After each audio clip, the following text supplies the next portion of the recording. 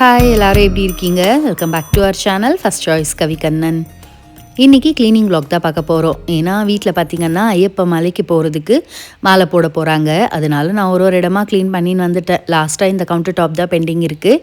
நாளைக்கு தான் போட போகிறாரு. அதனால இன்றைக்கி நம்ம கவுண்டர் டாப் எல்லாத்தையும் க்ளீன் பண்ணிட்டோன்னா நாளைக்கு பிரசாதம் செய்கிறதுக்கு எல்லாமே ரொம்ப ஈஸியாக இருக்கும்ன்றதுக்காக இன்றைக்கி காலையிலேயே ஃபஸ்ட்டு வேலையாக கவுண்டர் டாப் தான் எடுத்து க்ளீன் பண்ணிருக்கேன். ஃபஸ்ட்டு இந்த உப்பு ஜாடி எல்லாமே எடுத்து இன்னொரு பாத்திரத்தில் மாற்றிட்டு எல்லாத்தையும் கழுவ போட்டுட்டேன். நைட்டு பார்த்திங்கன்னா கழுவி வச்சுருந்த சாமான் எல்லாமே இருந்துச்சா அது எல்லாத்தையும் எடுத்து வச்சுன்னு இருக்கேன்.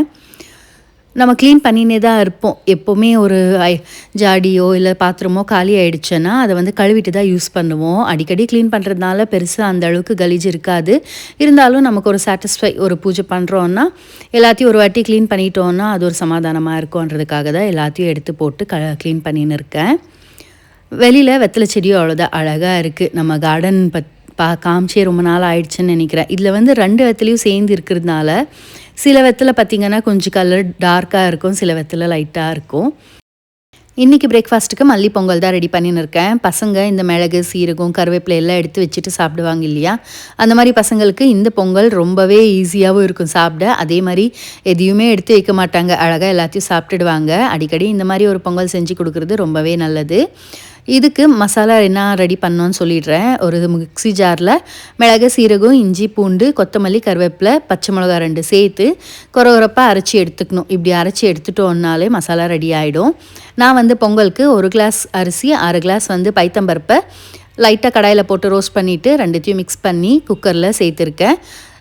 நான் எப்போவுமே பொங்கலுக்கு 1:3 தான் வந்து சேர்ப்பேன். அதுக்கு தகுந்த மாதிரி தண்ணி சேர்த்துட்டு கல்லுப்பு, கொஞ்சமாக நெய், பெருங்காயம் விட்டு நல்லா 5 விசில் விட்டு எடுத்துருக்கேன்.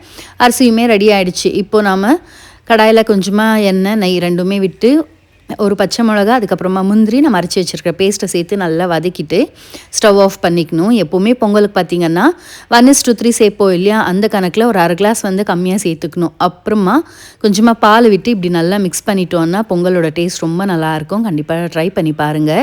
பால் சேர்க்கும் போது அந்த பொங்கலோட டேஸ்ட் அவ்வளோ நல்லாயிருக்கும். அதுக்கப்புறமா நம்ம வதக்கி வச்சுருந்த மசாலாவையும் சேர்த்து நல்லா மிக்ஸ் பண்ணிவிட்டு மேலே கொஞ்சமாக நெய் விட்டு, இது தேங்காய் சட்னி இல்லாட்டி நம்ம பைத்தம்பருப்பு சாம்பார் அந்த மாதிரி செஞ்சு கூட சர்வ் பண்ணலாம். நான் இன்றைக்கி தேங்காய் சட்னியோட தான் சர்வ் பண்ணியிருந்தேன். ரொம்பவே டேஸ்டியாக இருந்துச்சு. பசங்களுக்கு எடுத்து வைக்கிற வேலையே கிடையாது, எல்லாத்தையுமே அழகாக சாப்பிட்டுடுவாங்க. இந்த மல்லி பொங்கல் டேஸ்ட் எப்படின்னா அப்படியே வாயில் வச்சா வழுக்கின்னு போகிற மாதிரி தான் இருக்கும். அந்த அளவுக்கு டேஸ்ட் நல்லாயிருக்கும். அந்த கொத்தமல்லி, கருவேப்பிலை வாசனையோடு ரொம்பவே நல்லா இருந்துச்சு. நீங்களும் ட்ரை பண்ணி பாருங்கள். ட்ரை பண்ணிவிட்டு எப்படி இருந்துச்சுன்றதை கண்டிப்பாக எனக்கு கமெண்ட்டில் சொல்லுங்கள். பிரேக்ஃபாஸ்ட் எல்லாத்தையும் ரெடி பண்ணிவிட்டு அதுக்கப்புறமா அதை வந்து அப்படியே ஹாட் பாக்ஸில் மாற்றி வச்சுட்டேன். ஏன்னா குக்கர்லேயே வச்சோன்னா அந்த குக்கர் காஞ்சி அப்படி இருக்கும். எப்போவுமே செஞ்சதுமே இன்னொரு பாத்திரத்தில் மாற்றிட்டோன்னாலே கிச்சன் க்ளீனாக இருக்கும். தேங்காய் சட்னியும் ரெடி பண்ணிவிட்டு தாளித்து அதையுமே ரெடி பண்ணி ஒரு சைடுக்கு வச்சுட்டேன்.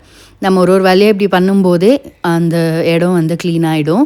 பிரேக்ஃபாஸ்ட்டை ப்ரிப்பேர் பண்ணிவிட்டு டைனிங் டேபிள் மேலே வச்சுட்டாலே நமக்கு பெரிய வேலை ஆன மாதிரி. அதுக்கப்புறமா கவுண்டர் டாப் எல்லாத்தையும் வந்து எல்லாத்தையும் எடுத்துகிட்டு இருந்தோம்ல, சோப் போட்டு அந்த பின்னாடி டைல்ஸு, கவுண்டர் டாப்பு எல்லாமே சோப் போட்டு நல்லா தேய்ச்சி க்ளீன் பண்ணி எடுத்துட்டேன். பிரேக்ஃபாஸ்ட் வேலை காலையிலே முடிஞ்ச தொட்டு ஸ்டவ் எல்லாமே க்ளீன் பண்ணி வச்சுட்டேன். அதுக்கப்புறமா பெருசாக வேலை இல்லை. ஏன்னா நம்ம க்ளீன் பண்ணி வச்சுருந்தது எல்லாமே காயணும் இல்லையா, அதுக்குள்ளே வேறு எதனாவது வேலை பார்க்கலான்னு நினச்சேன். அதுக்குள்ளே பார்த்திங்கன்னா வீட்டுக்கிட்ட பார்த்திங்கன்னா ஒரு நாய் வந்து நிறைய குட்டி போட்டிருக்கா. அதுக்கு பால் ஊற்றுற வேலைக்கு நல்லா அழகாக வந்து வீட்டுக்குள்ளே ஆடின்னு இருந்துச்சு. அங்கேருந்து ஏஞ்சி போகவே மனசு இல்லை. அங்கேயே உக்காந்து கொஞ்சம் நேரம் அந்த பப்பீஸ் கூட விளையாடிட்டு அதுக்கப்புறமா தான் போனேன். பார்க்கவே ரொம்ப க்யூட்டாக இருக்கும். அது கூட டைம் ஸ்பெண்ட் பண்ணும்போது டைம் போகிறதே தெரியாது. அந்த அளவுக்கு நல்ல ஒரு இதுவாக இருக்கும். லக்கியோட ரொம்ப ஃப்ரெண்ட் ஆகிடுச்சு. அது லக்கி எங்கே கத்துன்னு நினச்சேன். எப்போவுமே ரோட்டில் ஒரு நாய் போகக்கூடாது, லக்கி ஒரே கத்த ஆரம்பிச்சிட்டோம். ஆனால் இந்த குட்டி நாய்களோட அழகாக ஆடின்னு இருக்கிறது பார்க்குறதுக்கே அழகாக இருந்தது. தோசை மாவு காலி ஆகிட்டு இருந்தது. சரி, கம்பு தோசைக்கு ஊற வைக்கலான்றதுக்காக தான் ஊற வச்சுன்னு இருக்கேன். நான் எப்போவுமே 2 கிளாஸ் கம்பு எடுத்தேன்னா அதில் 1 கிளாஸ் வந்து உளுத்தம்பருப்பு சேர்த்துப்பேன். ரொம்பவே நல்லா இருக்கும். தோசை அவ்வளோ கிறிஸ்பியாக வரும், உடம்புக்குமே அவ்வளோ நல்லது. இந்த ரைஸ் சேர்க்கிறத கொஞ்சம் அவாய்ட் பண்ணிவிட்டு இப்படி அடிக்கடி செஞ்சோன்னாலே ரொம்ப நல்லாயிருக்கும். இருந்தாலும் நீங்கள் ரைஸ் செய்கிறது இல்லைன்னு கேட்காதீங்க. கண்டிப்பாக இப்போது இந்த வாரம் கம்புக்கு ஊற வச்சேன்னா அடுத்த வாரம் கண்டிப்பாக ரைஸ் இது வந்து ஊற வச்சுடுவேன். அப்போ தான் வந்து வீட்டில் மேனேஜ் பண்ண முடியும். இல்லாட்டி சாப்பிட்றதுக்கு கஷ்டம் ஆகிடும். பசங்களுக்கு அந்த அளவுக்கு பிடிக்காது. இருந்தாலும் இப்படி ஆல்டர்னேட்டிவாக செஞ்சு கொடுக்குறதுனால கொஞ்சம் சாப்பிட்டுடுவாங்க. அதனால ஒரு வாரம் இப்படி கம்புது செஞ்சேன்னா அடுத்த வாரம் அரிசி ஊற வைப்பேன். அதுக்கு அடுத்த வாரம் ராகி அந்த மாதிரி ராகி ஊற வச்சுக்குவேன். இல்லாட்டி பச்சை பயிறு தோசை அந்த மாதிரி நடுவில் ஒரு பிரேக் கொடுக்குற மாதிரி ரைஸுக்கு பிரேக் கொடுத்துட்டு நடுவில் இந்த மாதிரி ஊற வச்சு செய்வேன். ஆனால் கம்பு தோசை நிஜமாலுமே தோசை அவ்வளோ சூப்பராக வரும். குழிப்பணியாரம் கூட அவ்வளோதான், அவ்வளோ டேஸ்ட்டாக இருக்கும். நீங்கள் ட்ரை பண்ணி பாருங்கள். இதுக்கு வந்து 2:1 தான். 2 கிளாஸ் கம்பு சேர்த்தோன்னா 1 கிளாஸ் உளுத்தம்பருப்பு 1 டீஸ்பூன் அளவுக்கு வெந்தயம் சேர்த்து நல்லா கழுவிட்டு நல்லா ஒரு 6 மணி நேரம் ஊறணும். நான் வந்து காலையில் ஒரு 10 மணிக்கு என்னமோ ஊற வச்சேன். நைட்டு வந்து ஒரு 9 மணிக்கு அப்படி ஆட்டி வச்சுருந்தேன். மறுநாள் காலையில் இந்த கிளைமேட்டுக்கு அந்த அளவுக்கு புளிக்க மாட்டேங்குது, லைட்டாக தான் புளிச்சிருந்துச்சு. அதனால் நைட் நான் வந்து மறுநாள் காலையிலையும் செய்யலான்னு நினச்சி தான் நைட் அரைச்சி வச்சேன். ஆனால் புளிக்கல. அதனால் அடுத்த நாள் நைட்டு தான் வந்து தோசை ஊற்றி தக்காளி சட்னியோடு சர்வ் பண்ணியிருந்தேன். ரொம்ப நல்லா இருந்துச்சு. அரிசியெல்லாம் ஊற வச்ச தண்ணியை வேஸ்ட் பண்ண மாட்டேன். எப்போவுமே வந்து அந்த உளுத்தம்பருப்பெல்லாம் நம்ம ஊற வச்சுருப்போம்ல, அதெல்லாம் சத்தை வேஸ்ட் பண்ணக்கூடாதுன்றதுனால எப்போவுமே அரிசி கழுவின தண்ணி ஆகட்டும், இந்த மாதிரி இட்லி தோசைக்கு ஊற வைக்கிற தண்ணியை செடிங்களுக்கு சேர்த்துப்பேன். அதே மாதிரி ஜன்னலில் வந்து 2 செடி எப்போவுமே வச்சுருப்பேன்ல, அது எல்லாத்தையும் க்ளீன் பண்ணிவிட்டு எடுத்து வச்சுட்டேன். கிச்சனில் இந்த மாதிரி க்ரீனரியாக மெயின்டைன் பண்ணுறதே ஒரு அழகாக இருக்கும் பார்க்க. என்னன்னா நம்ம கிச்சனில் என்ன தான் க்ளீனாக மெயின்டைன் பண்ணாலும் அந்த எண்ணெய் பிசு பண்ணுறது நிறைய இந்த கண்டெய்னர் மேலே இருக்கும். அதனால தான் அந்த பாட்டியும் அப்படியே சோப் போட்டு கழுவி வச்சுட்டேன். கொஞ்சம் நேரம் ட்ரைன் ஆன பிறகு எடுத்து மாட்டிட்டோன்னா சரியாக போயிடும். எப்போவுமே இந்த தண்ணி எல்லாமே கீழே ஊற்ற மாட்டேன். ஏன்னா அதில் உளுத்தம்பருப்பு எல்லாமே இருக்கும் இல்லை, அவ்வளோ சத்தான தண்ணி. அதனால் செடிங்க இருந்துச்சுன்னா இந்த தண்ணியெல்லாம் வேஸ்ட் பண்ணாமல் செடிங்களுக்கு ஊற்றிடுங்க. ஏன்னா அந்த அளவுக்கு சத்து இருக்கும். இந்த வேலையெல்லாம் முடிச்சுட்டு வந்த பிறகு அதுக்கப்புறமா குளிச்சுட்டு வந்து நான் பிரேக்ஃபாஸ்ட் சாப்பிட ஆரம்பிச்சிட்டேன். ஏன்னா இப்போ எல்லாம் காலையிலே ஏஞ்சிக்கிறதுனால அவ்வளோ பசியாக இருக்கும். 10-10:30 அவ்வளோதான். அதுக்கப்புறமா எல்லாம் நம்மளால் கண்ட்ரோல் பண்ணவே முடியாது. அதனால இந்த வேலையில் முடிச்சுட்டு உடனே பிரேக்ஃபாஸ்ட் சாப்பிட வந்துட்டேன். அன்றைக்கி பிரேக்ஃபாஸ்ட் வந்து மல்லிப்பொங்கல் ரெடி பண்ணியிருந்தோம்ல, பாருங்கள் எவ்வளோ சூப்பராக இருக்கும்.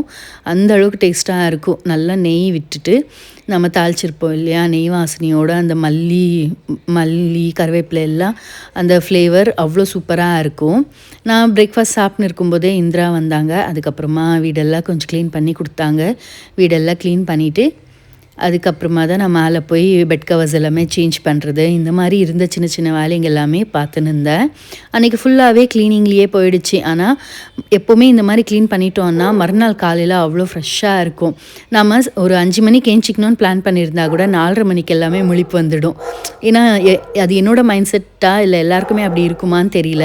வீடு க்ளீனாக இருக்கும் இல்லையா, மறுநாள் வந்து பிரிஸ்காக இருக்கும் நம்ம ஏஞ்சி வேலை செய்யவோ இல்லை பூஜை பண்ணுறதுக்கு எல்லாத்துக்கும். அதனால எல்லாமே க்ளீன் பண்ணிவிட்டு அதுக்கப்புறமா சாயங்காலமாக இந்த பாட்டில்ஸ் எல்லாமே நல்லா காஞ்சிட்டு இருந்துச்சு. அதுக்கப்புறமா எதெல்லாம் எடுத்து வைக்கணுமோ அதெல்லாம் ரீஃபில் பண்ணிவிட்டு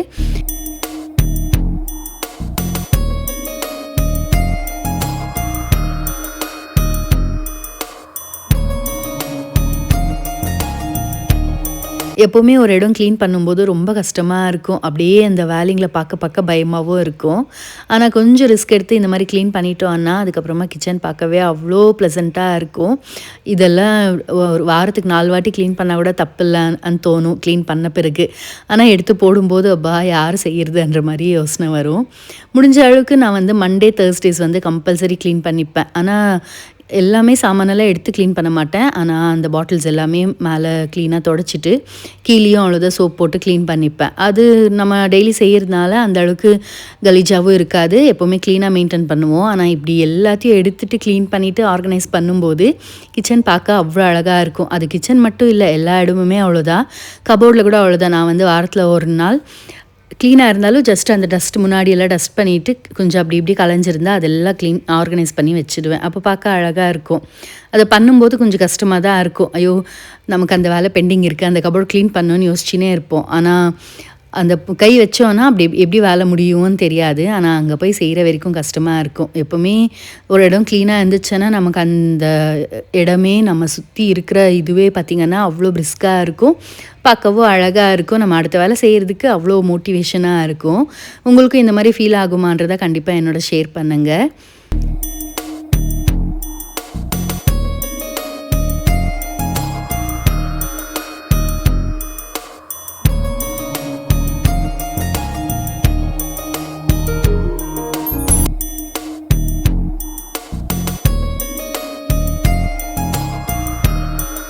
நைட் டின்னர் இப்போ எல்லாம் பார்த்திங்கன்னா 8 மணிக்கு எல்லாமே முடிச்சிடுறோம். அதனால டின்னர் எல்லாமே சாப்பிட்டு சாமான் எல்லாமே கழுவிட்டேன். அப்புறமா தான் கம்பு தோசைக்கு ஊற வச்சது ஞாபகம் வந்துச்சு. சுத்தமாக இதை ஊற வச்சதே மறந்துட்டேன். க்ளீன் பண்ணும்போது தான் யோசனையே வந்துச்சு. அதுக்கப்புறமா தான் அரைச்சி எடுத்து வச்சுட்டேன். இந்த கிளைமேட்டுக்கு பார்த்திங்கன்னா சரியாக புளிக்கவே மாட்டேங்குது. அதனால சரி இப்போ நைட் அரைச்சி வச்சோன்னா காலையில் பிரேக்ஃபாஸ்ட்டுக்கு கம்பு தோசை தான் பிளான் பண்ணியிருக்கேன். ஒரு வேளை புளிக்கலன்னா வேறு ஏதாவது பிளான் பண்ணிக்கணும்.